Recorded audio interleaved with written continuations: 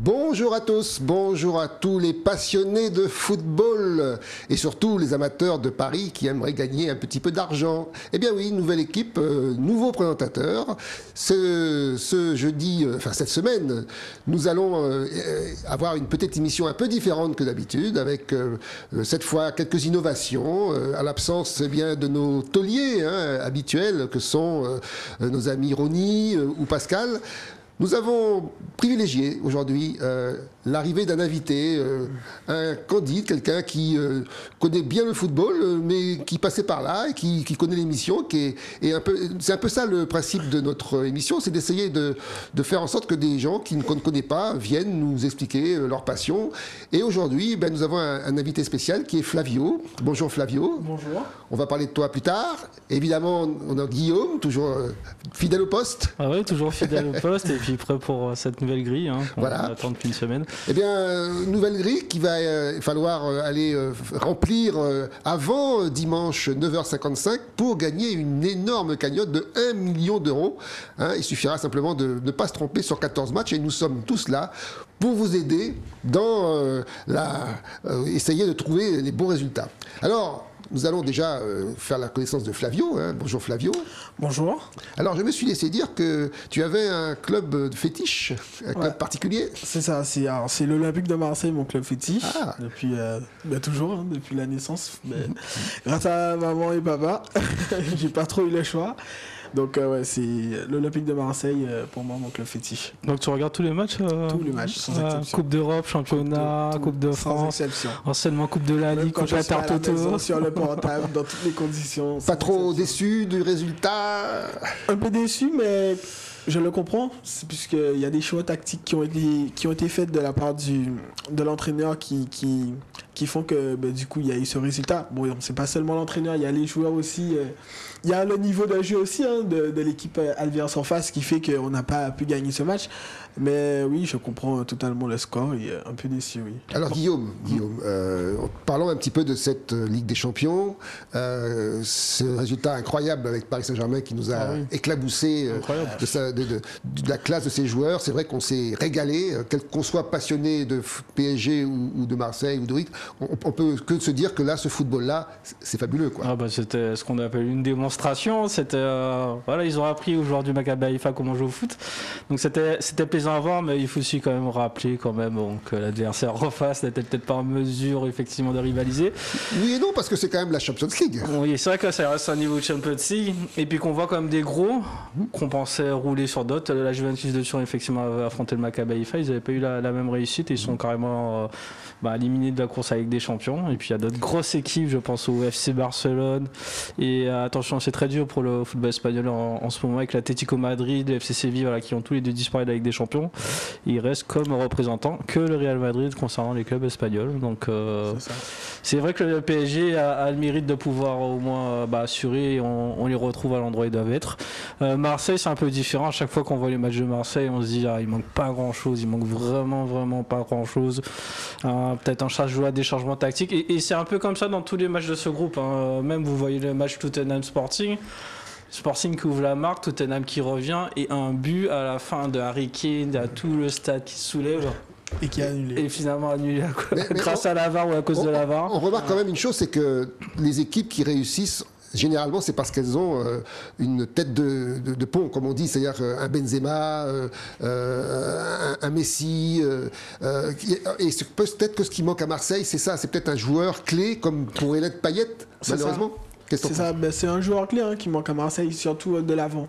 Au niveau de l'attaque, parce que moi j'estime qu'au niveau de la défense ça peut le faire, mais c'est vraiment au niveau de l'attaque qu'il manque quelqu'un pour accompagner Sanchez, puisque Sanchez, comme je disais, c'est un buteur. C'est-à-dire qu'il faut lui donner le ballon devant le but et là, il va faire ce qu'il faut, mais il n'ira pas chercher le ballon, il ne va pas dribbler pour essayer de... Non, il faut lui donner le ballon, c'est un buteur. Et justement, il manque quelqu'un à côté de Sanchez qui pourra lui donner ce fameux ballon.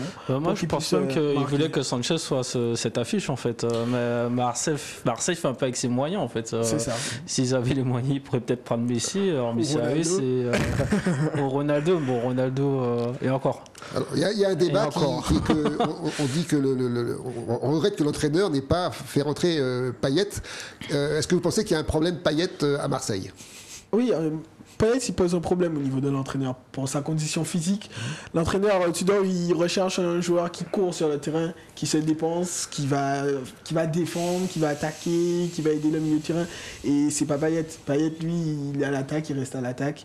Et c'est pas ce que Tudor recherche. Malheureusement, dans un match comme ça, quand il reste 20 minutes de jeu, Payet, il s'est échauffé. On a vu, il était en train de s'échauffer tout le long. Tu le fais rentrer puisque Payet, il a l'habitude de ce genre de match. Il sait faire la différence quand il faut faire la différence. Et c'est le joueur qui aurait pu créer une occasion avec Sanchez dans les 20 dernières minutes du match. On est à 2-1, on n'a plus grand chose à perdre. Et pourquoi il n'est pas rentré alors? Est-ce que c'est parce que Tudor a un problème avec lui? Non, je pense qu'il y a un souci. Parce qu'on se souvient en début de saison qu'il y avait eu une altercation avec lui et Tudor, et Guendouzi et Tudor. Guendouzi a peut-être pu suffire à amende honorable, parce qu'il n'y a pas forcément été le cas de Payet. Donc il y a eu quelques semaines qui ont passé. Après, il a fait une grosse communication sur la télévision pour dire que qu'il acceptait d'être sur le banc, mais le mal était déjà fait selon moi. Et Tudor, c'est pas quelqu'un, c'est assez militaire, assez strict. Mais Guendouzi qui est sorti à la 60e minute, il y a une explication à ça? Ça aussi, j'ai pas compris. Non, ça j'ai pas compris. Guendouzi, c'est le joueur qui se donne le plus sur un terrain dans l'effectif de Marseille. C'est aussi lui qui marque le but. J'ai pas compris la sortie de Guendouzi, j'ai vraiment pas compris. Donc apparemment Tudor, pour l'instant c'est pas ça. Il avait bénéficié d'une petite euro au début quand même, parce qu'il avait enchaîné des victoires, mais c'est vrai que là il est un peu dans le dur, donc on attend un peu de voir. Et puis c'est un entraîneur qu'on sait qu'il fait pas forcément plusieurs saisons dans un club. Oui, c'est vrai que... Donc attention, effectivement. Ils sont quand même à la 4e défaite consécutive, on est peut-être pas loin de la crise. Alors pour revenir un petit peu au PSG, donc là effectivement on se rend compte que depuis que Messi a retrouvé son talent d'avant, depuis que Neymar s'est décidé à courir, je pense que la MNM en question peut-être va changer un peu la face de cette équipe du PSG, non? Mine de rien, depuis le début de saison, il n'y a que 2 équipes à mon connaissance qui n'ont pas perdu de match. C'est le PSG et Napoli. Ouais, puisque Real a été Real battu. est tombé contre Leipzig, Manchester City est tombé en championnat. Donc, alors, ceci dit, Real a une excuse parce qu'ils ont fait tourner. Ils étaient déjà qualifiés. Voilà, ils étaient qualifiés contre un Leipzig qui avait les dents quand même. Oui, tout à fait. Mais bon, ça reste quand même une continuité quand même, une stabilité au niveau du PSG. Et surtout qu'ils étaient un peu dans le scandale avec tout ce qui était sorti dans la presse. Montrer que sur le terrain ils sont présents, c'est quand même chapeau à eux. Et après, comme on dit chaque année, on est au mois d'octobre. On attend le mois de mars. On attend mars. Et on pourra juger. C'est toujours le problème avec le PSG. Ça commence toujours fort et après... Voilà. On remarque quand même qu'il y a beaucoup de tentatives de déstabilisation. Par exemple, comme par hasard, la veille du match, le salaire de Mbappé est sorti. Enfin, ça fait quand même... c'est bizarre que ça. On est quand même sur un salaire astronomique. Oui. Après, stratosphérique. J'aurais eu les informations, j'aurais vendu à la presse, je pense. Parce que c'est quand même assez extraordinaire. Franchement, on est sur le joueur le mieux payé de tous les temps. C'est-à-dire là, on le compare avec des Michael Jordan, avec des joueurs d'autres sports. On le compare pas avec Ronaldo ou Messi. Il est hors catégorie. Comment à 22 ans, c'est ça, c'est son âge, on arrive à gérer ça? C'est ça la question. Je crois qu'il a des soucis quand même de gestion.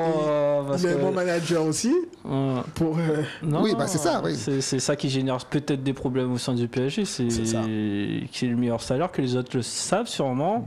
Et qu'en plus du salaire, il y a aussi les conditions qu'il impose un peu au club. Donc, oui, mais en même temps, le résultat, franchement, c'est vrai qu'on se régale. On ne regrette pas l'investissement, normalement. Oui, je pense. Après, on en reparle à la fin de la saison. C'est toujours ça. Enfin, on ne regrette pas l'investissement, oui et non. Parce que quand on regarde ce qui s'est passé les autres années, on peut regretter. Puisque il n'a pas été... tout beau tout rose dans tous les matchs, surtout là où on l'attendait. Dans les matchs de Ligue des Champions, il a fait des choses, des fois, on ne comprenait pas ce qui se passait. Et Zidane, alors, des nouvelles? Il paraît qu'il y a des choses qui se passent à son niveau. Ah oui, alors, il y a la petite information. Zidane qui avait déclaré il y a quelque temps qu'il souhaitait reprendre l'activité après son départ du Real Madrid. Et Thierry Henry, qui a fait une interview en cours de semaine, a carrément rajouté que ce ne sera sûrement pas pour entraîner un club et que ce serait plutôt de côté de l'équipe de France, qui met un peu plus de pression sur Didier Deschamps à quelques jours de la Coupe du Monde. En effet, parce que Didier Deschamps, il n'a jamais dit qu'il allait arrêter après la Coupe du Monde, mais enfin, je pense qu'il serait maintenant un petit peu temps de passer la main, peut-être. Ah, il serait temps, et puis on attend quand même les résultats, parce qu'il faut avouer qu'on est tous un peu inquiets entre les derniers résultats, l'effectif qui subit des blessures de tous les côtés, entre le gardien, le milieu de terrain, etc. Donc, wait and see. Mais les amis, je vous propose de faire une petite pause et de partir pour la prochaine étape après la pub.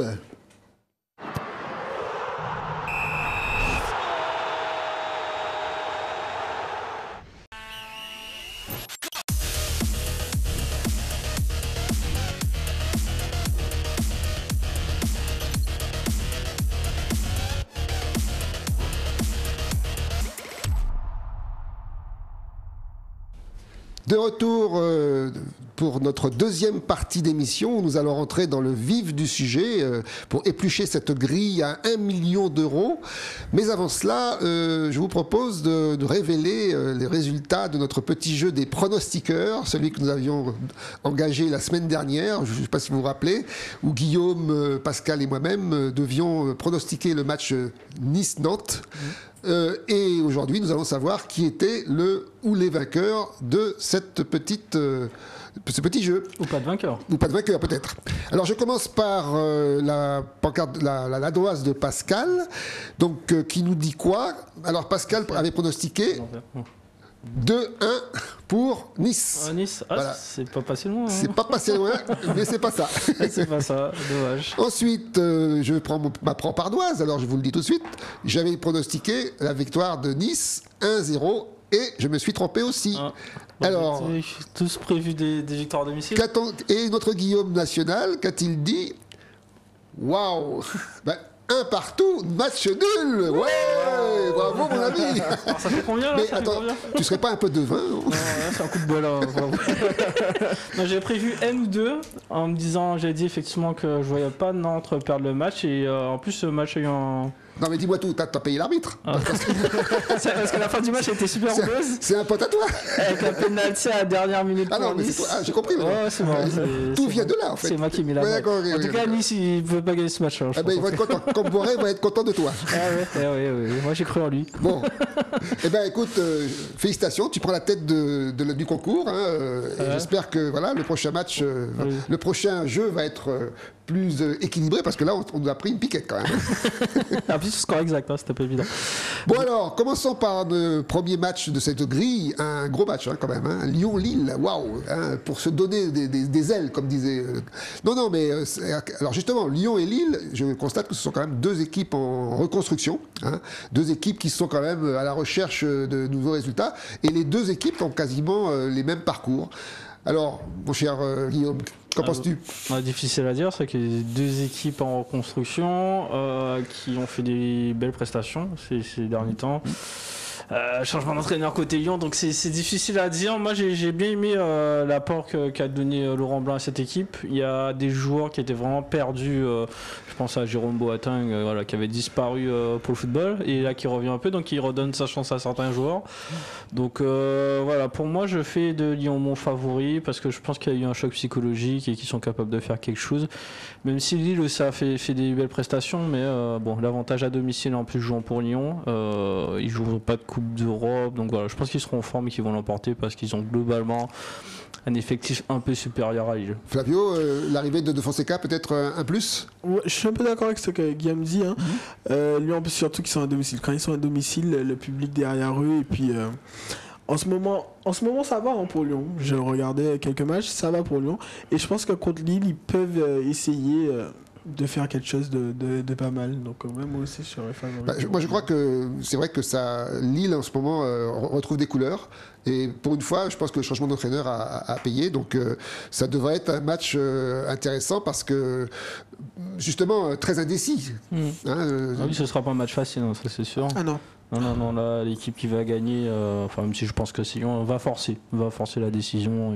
En fait, les deux équipes sont dans la même dynamique. C'est ça qui est intéressant. Donc, dans ces cas-là, on arrive toujours vers soit un match nul, soit un match assez prolifique en but, en général.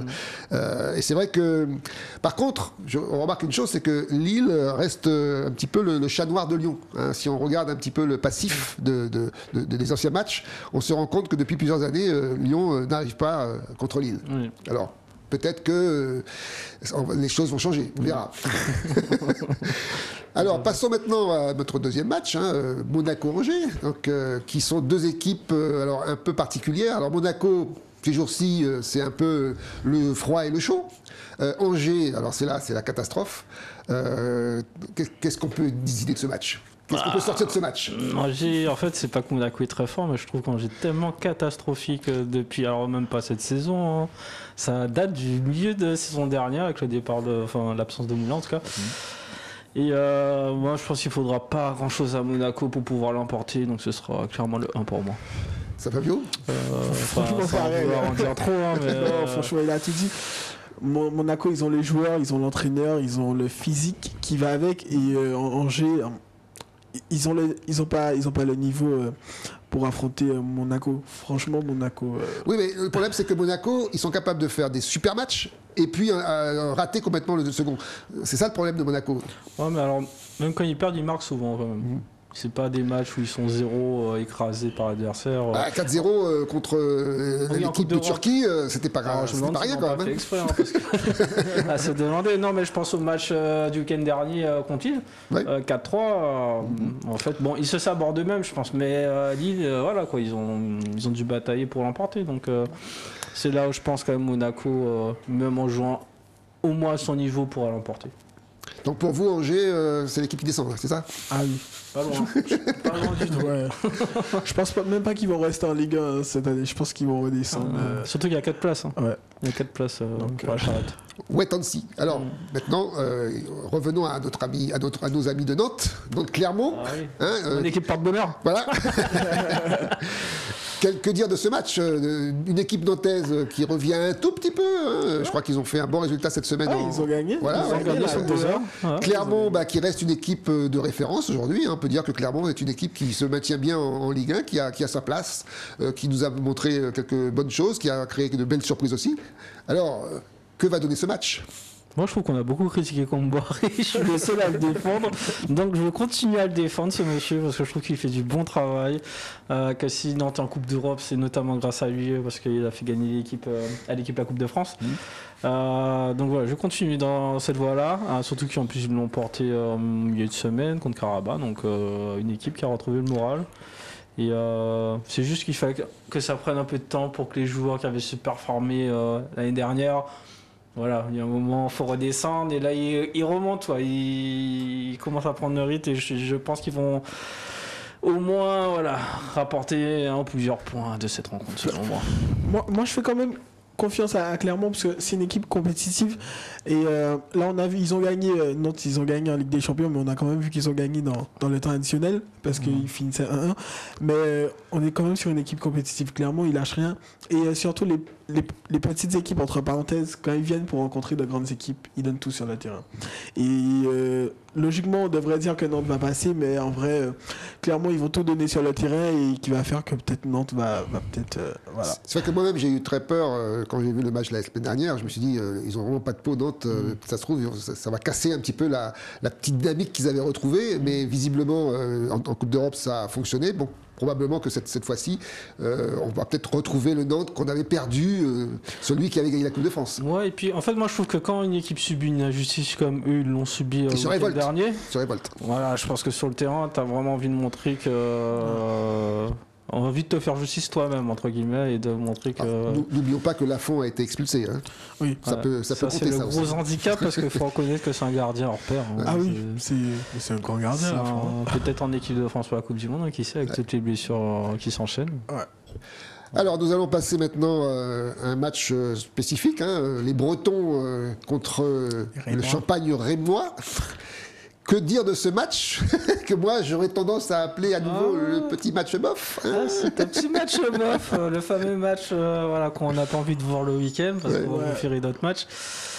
Alors moi j'ai l'impression un petit peu que Brest, on s'est posé la question à un moment donné, pourquoi Brest avait sombré de cette manière-là.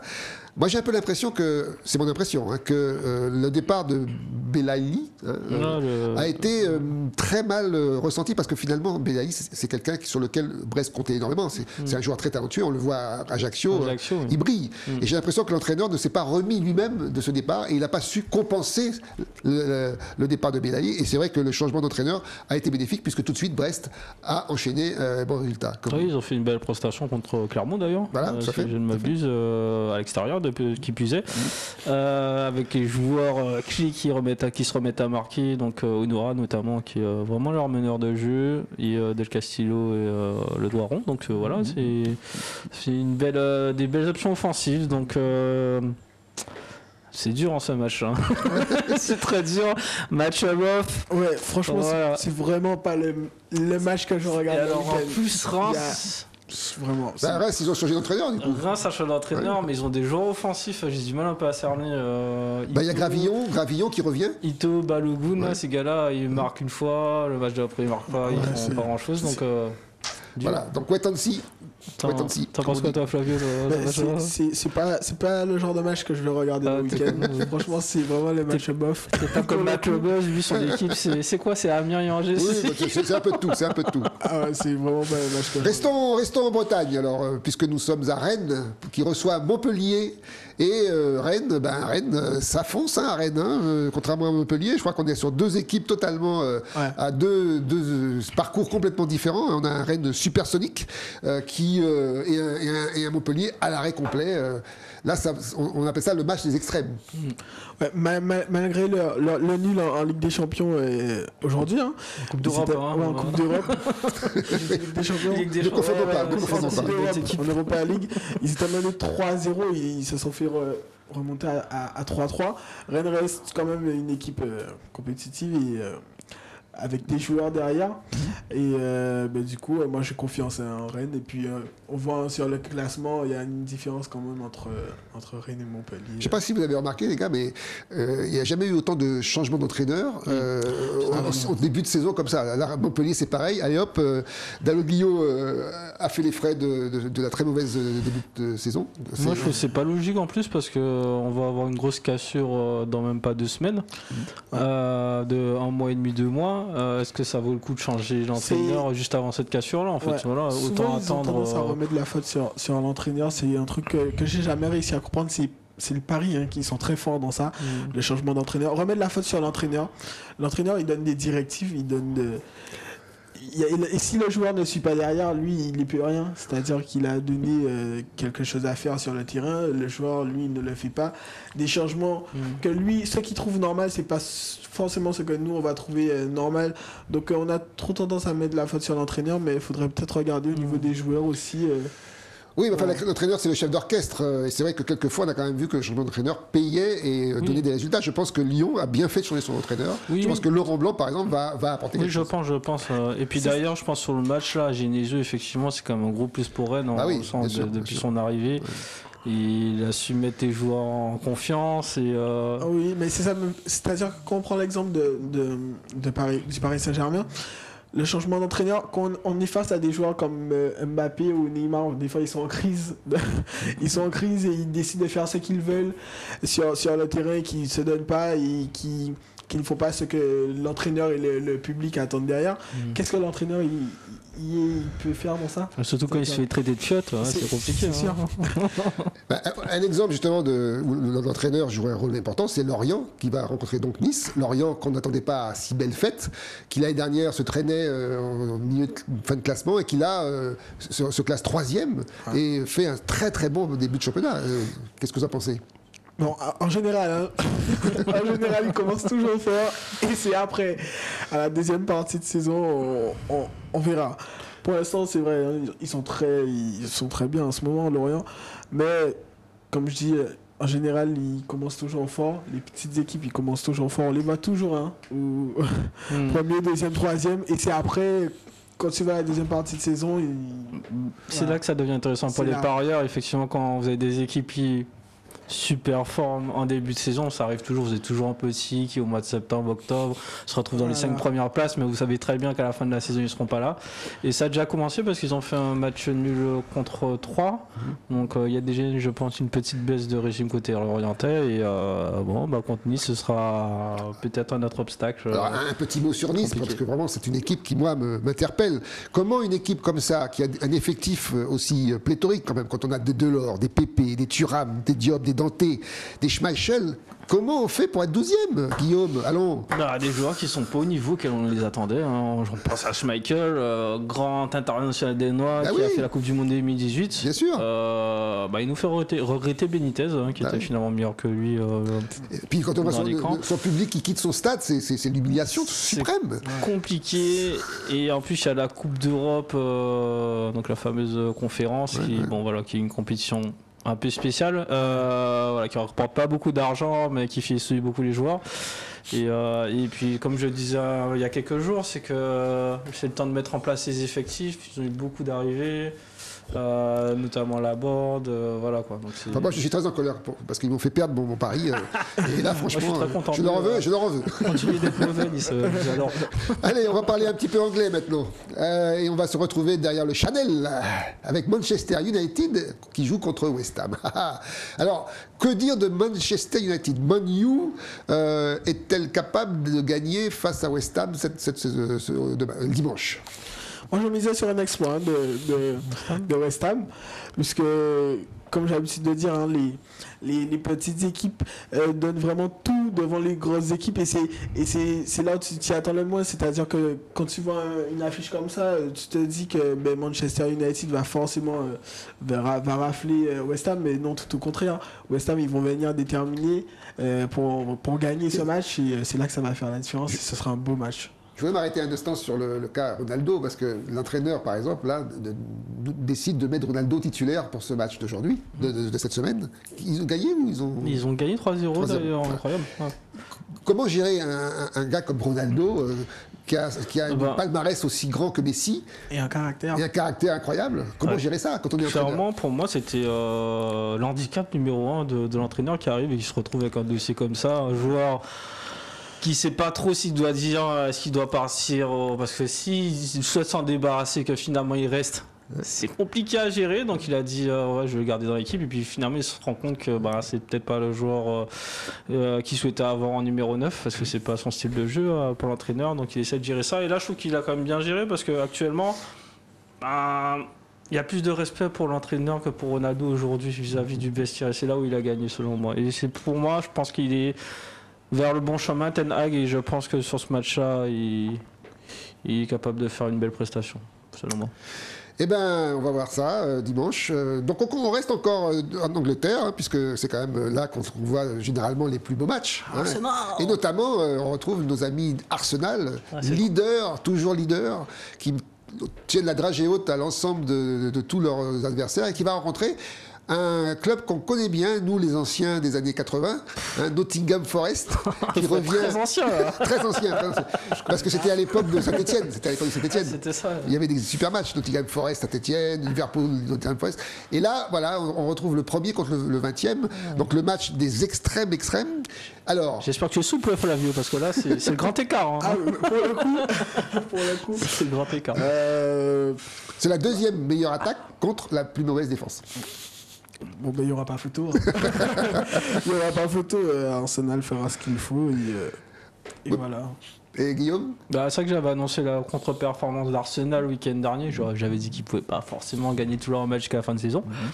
Mais là, quand même, Nottingham, faudra retourner avec une machine à remonter le temps. À l'époque où Nottingham Forest a gagné des Ligues des Champions. Mais voilà, ça date d'il y a quelques dizaines d'années. Donc, oui, mais quand on regarde par exemple que l'Union de Berlin en Allemagne la semaine dernière a fait un nul contre Bochum, on peut se dire que tout est possible.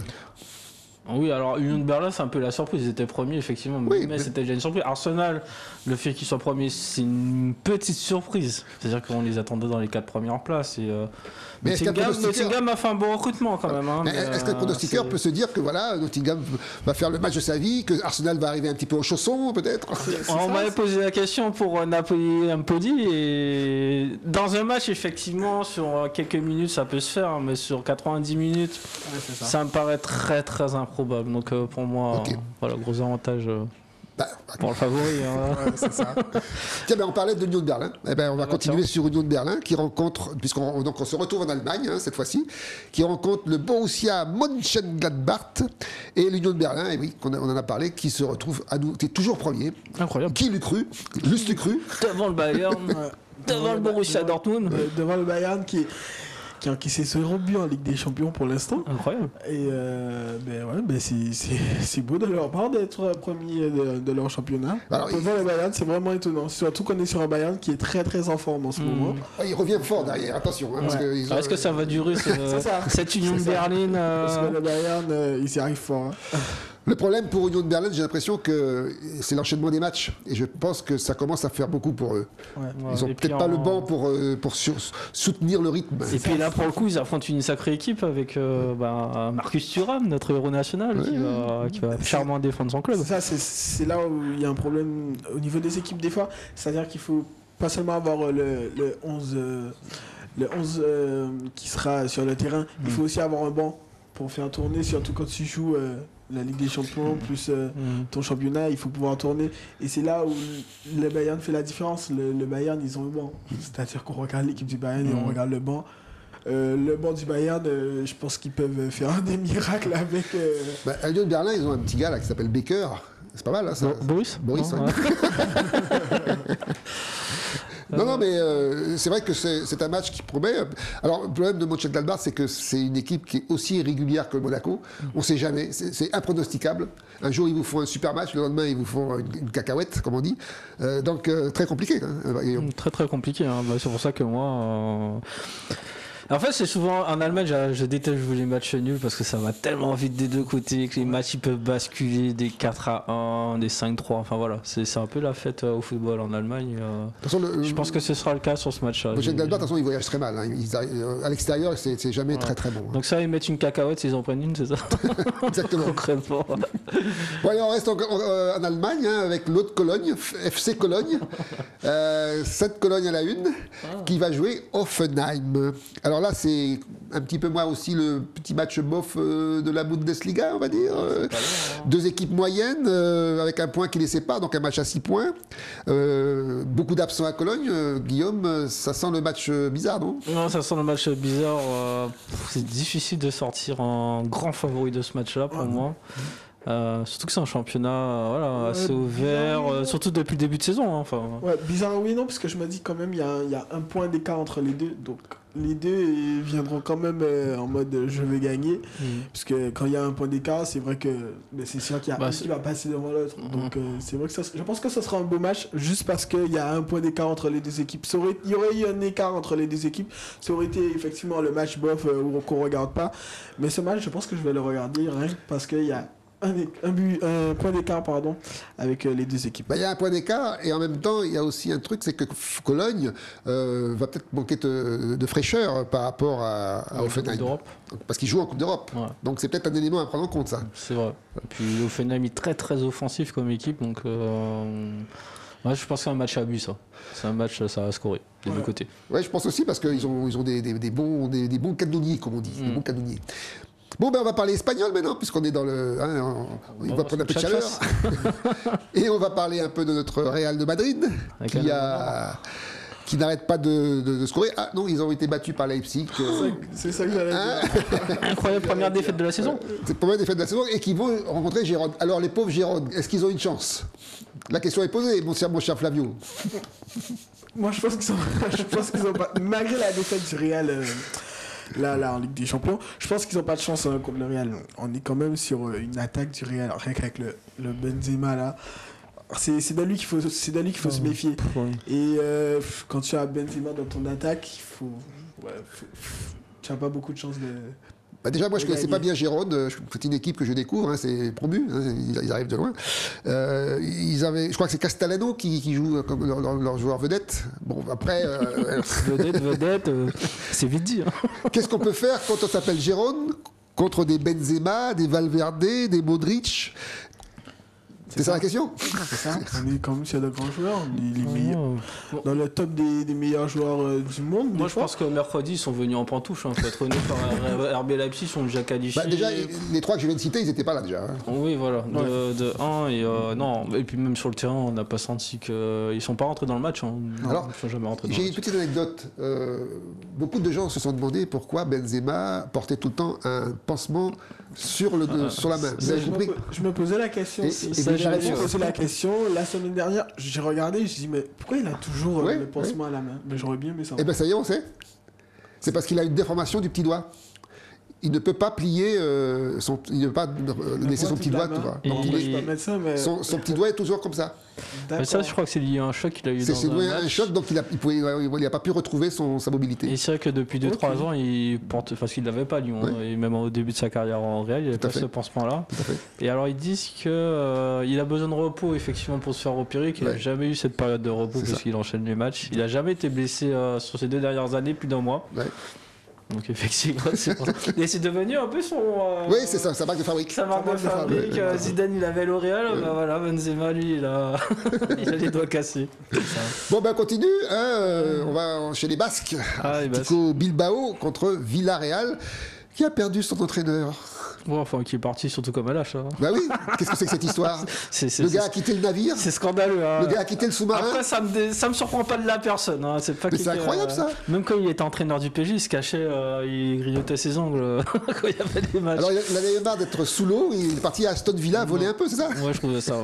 Il va avoir, je pense, un meilleur budget pour pouvoir recruter des joueurs. Et en plus, on attendait d'autres personnes à Aston Villa. On attendait Pochettino, voire Tourelle. Et puis finalement, c'est lui qui arrive en sous-marin, justement. Et qui prend la place. Alors que dire de ce match, le 6e contre le 7e, Bilbao qui s'épuise un peu après un début de championnat assez quand même assez intéressant, mais qui là depuis quelques temps peine un peu. Mais ils ont quand même le même nombre de points. Hein. Oui, mais donc, il devrait pas être peut-être aussi, il devrait être peut-être plus haut, je sais pas. Non, s'ils sont à cette place, c'est qu'ils doivent être à cette place. C'est exactement ça. Après, non, parce qu'ils ont quand même été battus par Atlético 4-0, donc il n'y a pas longtemps. Barcelone, c'était ça. Hein. Ouais. Ils étaient venus à Barcelone, c'est ça qu'on a annoncé à l'époque. En fait, c'est dur pour Bilbao de se déplacer, mais alors quand ils sont chez eux, ils sont quand même beaucoup plus à l'aise, moi je pense. Et puis, moi je pense que le changement d'entraîneur comme ça, la va-vite qu'a subi Villarreal. Bah oui, les joueurs, c'est traumatisant. Non, mais moi je ne vois pas psychologiquement aller rentrer à San Mamés, sortir un gros match. Non, trop dur psychologiquement. Oui, mais ça a surpris tout le monde. Comment on prépare un match comme ça, un déplacement ça sans entraîneur? Non.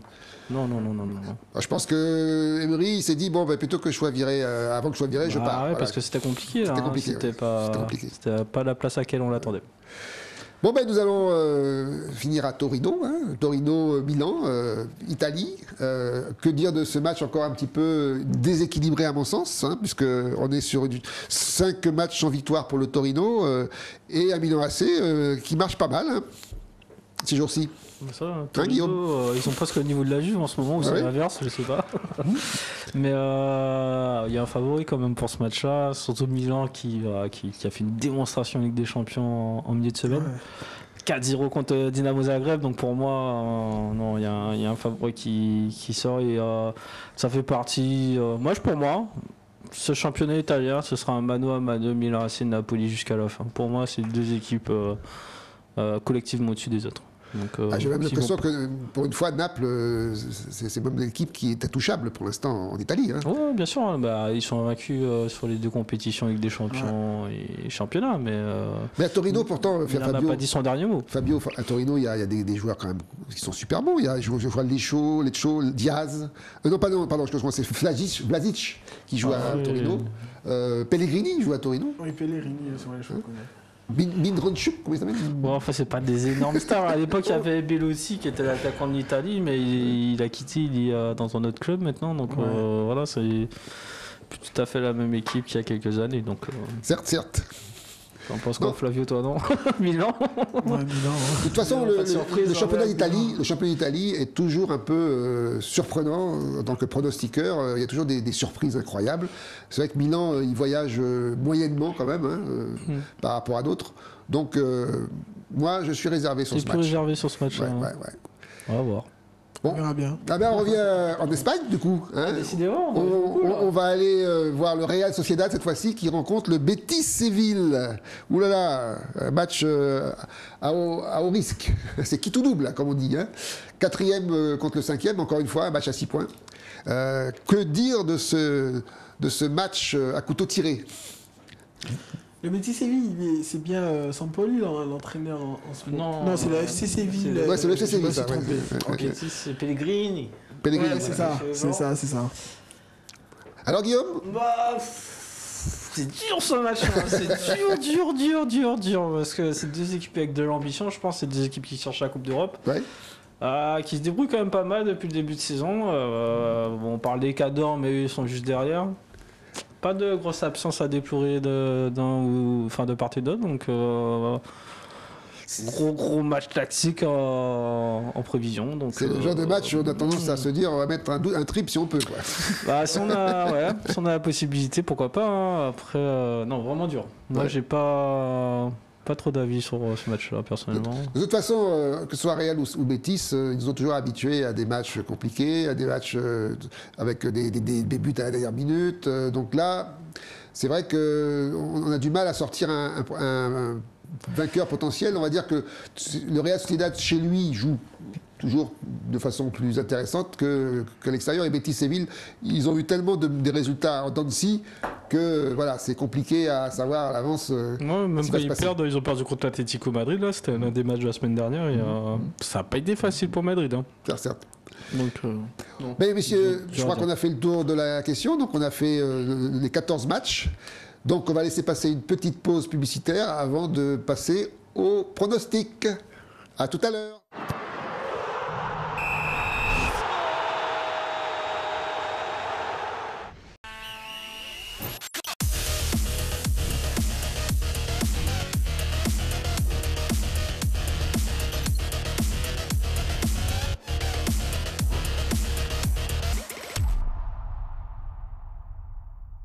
De retour pour cette troisième partie d'émission où nous allons donc vous donner nos pronostics pour cette grille de dimanche prochain que nous devons valider avant 9h55 le matin et qui va nous valoir 1 million si nous sommes un peu bons.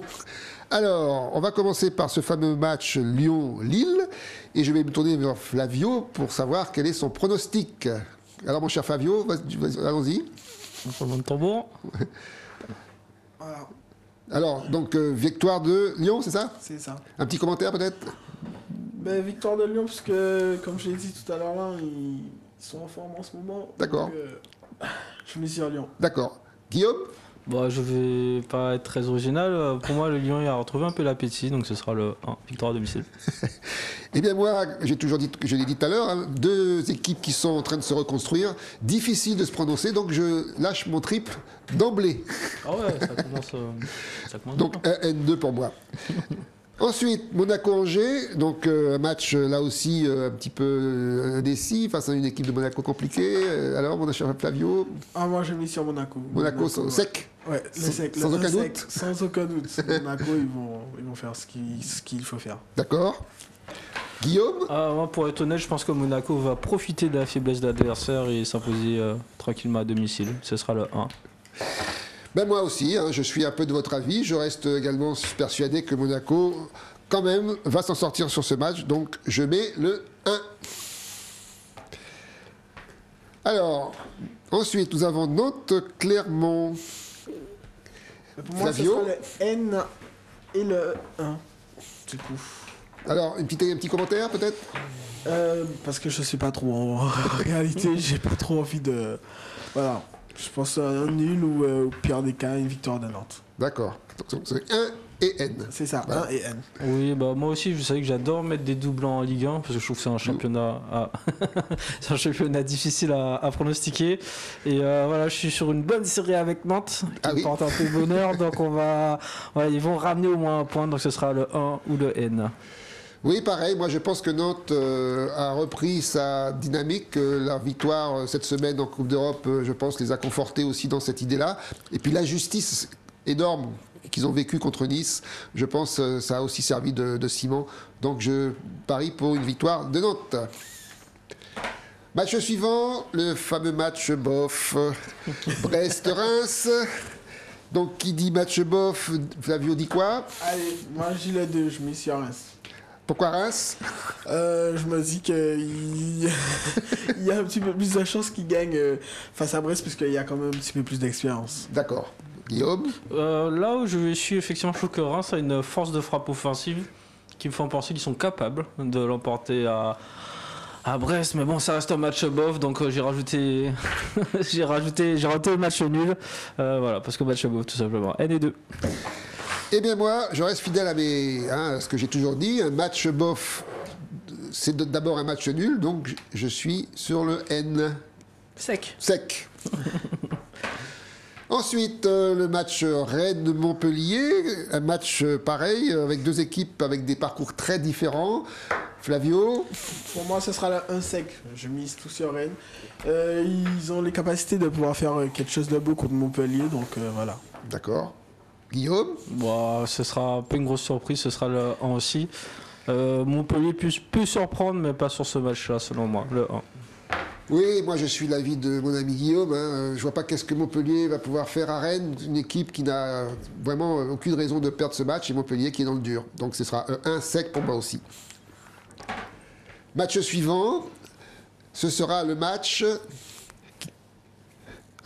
Lorient-Nice. Alors Lorient-Nice, Lorient Express, Silvio, pardon.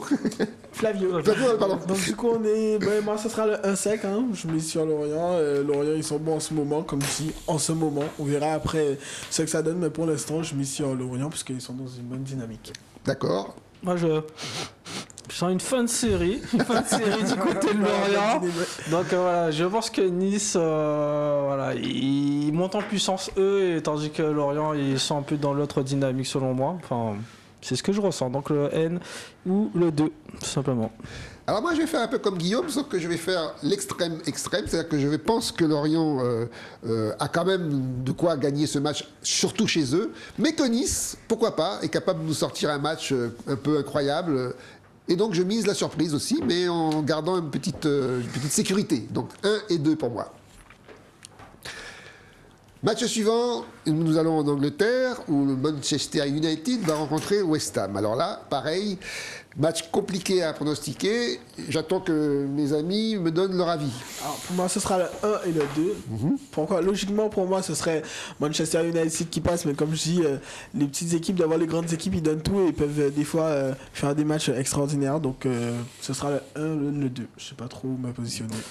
Bah, là, je suis d'accord avec toi. West Ham United est une bonne équipe. Ils ont Luka Paqueta, ils ont Declan Rice international anglais, ils ont d'autres bons joueurs. Mais j'ai confiance à ce Manchester, donc ce sera une victoire à domicile, le 1. Donc moi, je me dis pareil, mais sauf que si je veux gagner le million, il faut que je m'assure le coup. Donc peut-être que West Ham peut créer une surprise. On sait que Manchester United sont capables aussi de rater des matchs. C'est pas une équipe très fiable. Donc si je peux, j'assure mon coup avec 1 ou 2. Match suivant, eh bien, on va partir cette fois-ci à Arsenal pour aller chercher donc ce match des extrêmes, Arsenal-Nottingham Forest, la forêt de Sherwood. Pour moi, Robin ce des Bois. sera le 1 sec au niveau d'Arsenal. Oui, parce que Nottingham, non, pas. Non. Non. Guillaume? Bon, alors pour moi, c'est le match donné de la grille. C'est de l'argent gratuit. Prenez, servez-vous. Voilà, le 1. Bon, ben alors, pareil pour moi, le pauvre Nottingham, je pense qu'il va rester dans sa forêt. Hein. Si on se trompe, on va avoir l'air malin, les gars, je vous le dis, moi. Non, bah. Mais bon, on peut pas dire autre chose. Hein. Celui qui met le 2, voilà. Respect à lui, franchement. Il a des couronnes, comme on dit. Bon, ben allons en Allemagne. Hein, allons faire la Bundesliga. Que pensez-vous de l'Union de Berlin contre ce fameux Borussia Mönchengladbach, le Borussia de notre ami Thuram, hein?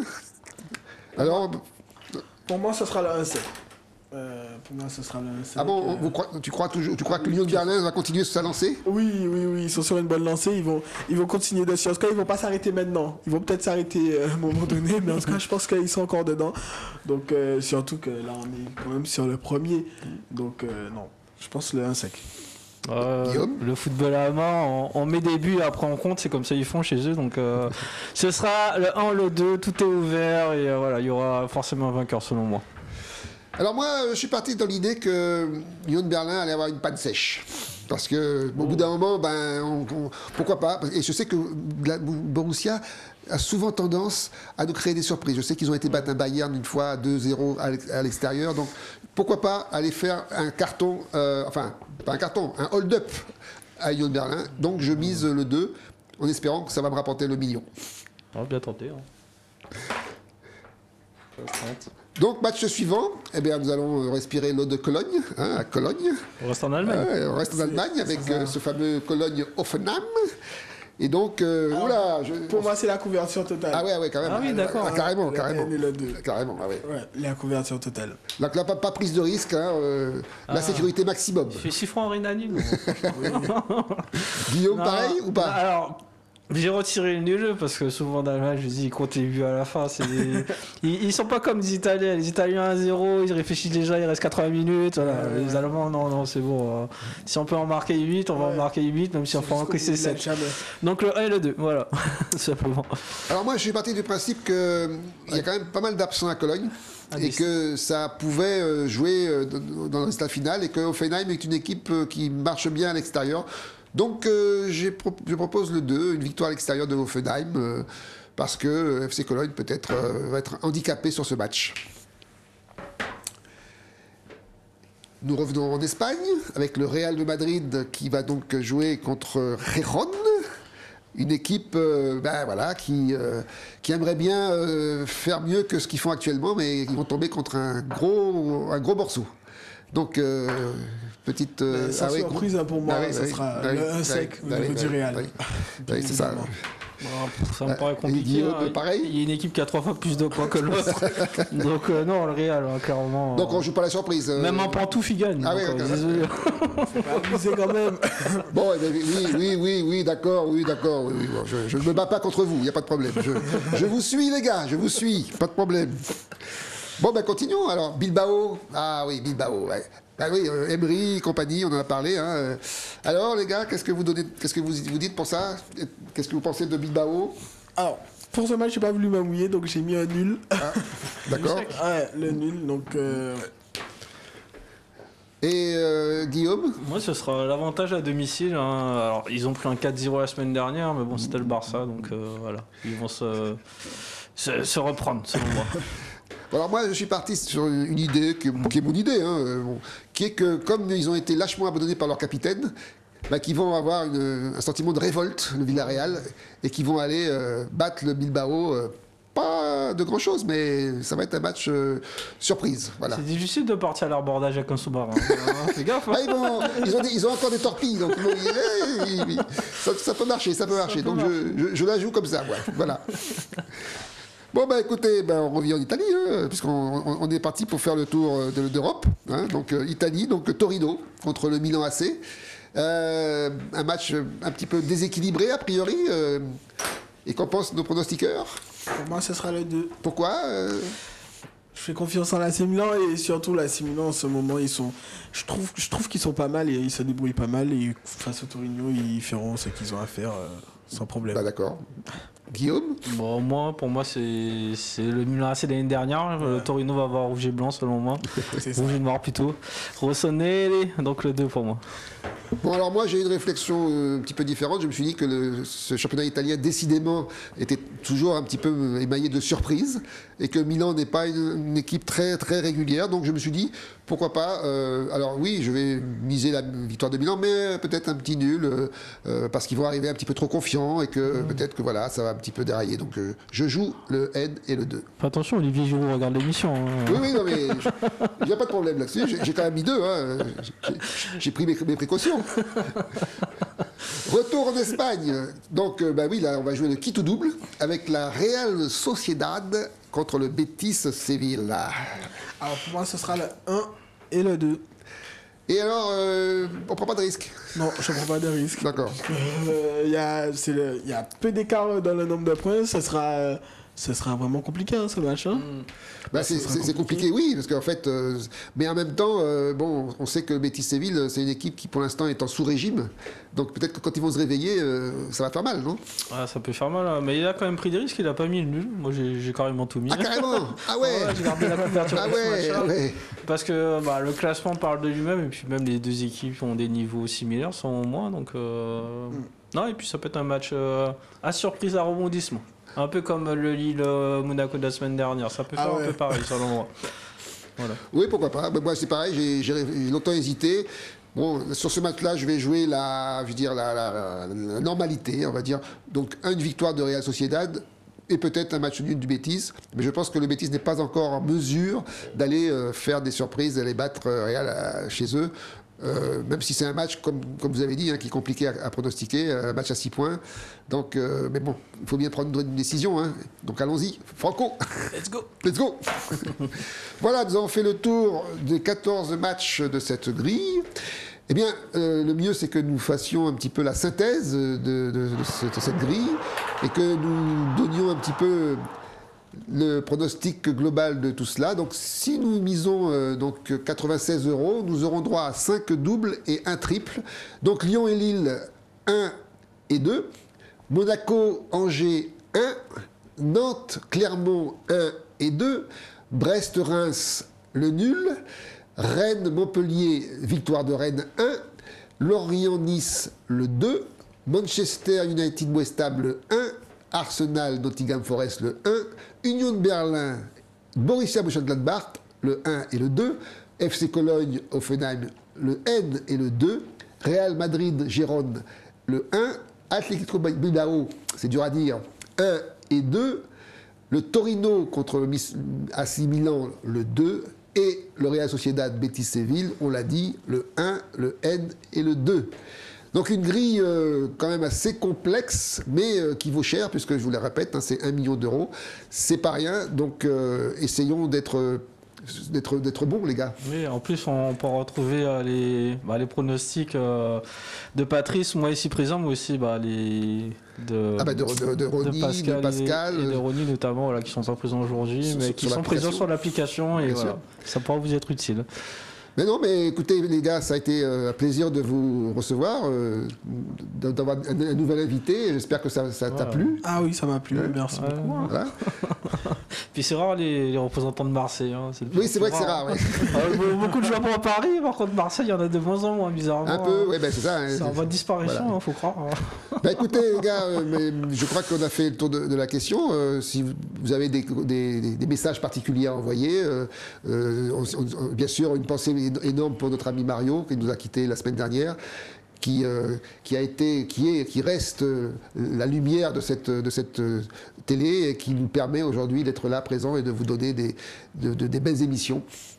Donc, une pensée aussi pour mon ami Ronny qui est absent aujourd'hui, Pascal qui reviendra la semaine prochaine. D'ailleurs, c'est pour ça que nous n'aurons pas aujourd'hui le jeu des pronostiqueurs, pour ne pas l'handicaper, mais que nous retrouverons... Il a déjà des points de retard, là, donc, forcément... Félicitations encore à Guillaume qui a brillamment brillé la semaine dernière, puisqu'il a réussi à trouver le résultat de Nice-Nantes. Hein, faut le faire. Hein, faut le faire. Et qui a donné en plus le score. Ah oui, magnifique. Allez, suivez-moi. Allez, eh bien, je vous souhaite une très très très bonne soirée. En attendant la suite des programmes qui s'annoncent très très bonnes, elle aussi. À bientôt les amis, à bientôt les passionnés de foot. À plus.